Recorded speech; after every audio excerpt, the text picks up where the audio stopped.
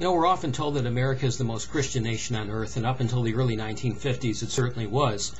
With a population of about 150 million people in the early 1950s, America was a very thriving Christian nation. But here in 2012, with a population of over 312 million people, well, America's lost over 8,000 churches since the early 1950s and over 25 million members.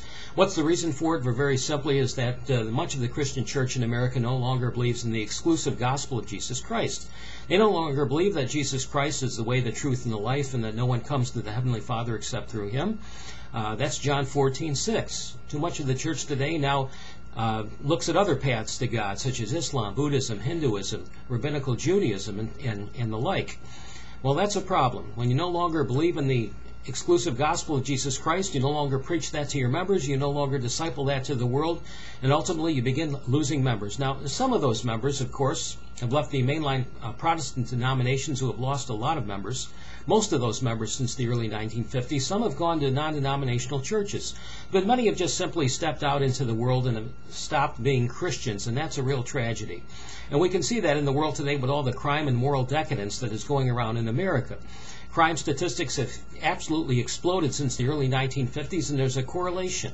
When the church no longer preaches the gospel of Jesus Christ, people no longer fear God, they no longer respect and honor His laws and commandments, and we can see the results in the world.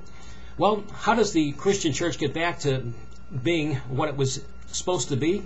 Commissioned to be by Jesus Christ, by believing in His Word and acting upon that Word, and not just playing church on Sundays, not getting involved in churchianity, but discipling its members and making the gospel relevant again to the world, so that we can raise up a moral people, a God-fearing people, and we can reverse this trend of depravity, violence, murder, abortion, gay marriage, homosexuality, euthanasia, and all these horrible, abominable things that have overtaken our world over the last 50, 60 years in America. And if we don't do that, well, we're finished as a nation, and the Christian church here in America is finished for good on earth. It'll be nothing more than an heirloom, has been, just a relic of what it once was. So pray for the Christian church in America, and it's time for the church to get back to what it's supposed to be doing, preaching the gospel of Jesus Christ, making it relevant again to the world, and reversing this downward trend of moral depravity in our nation.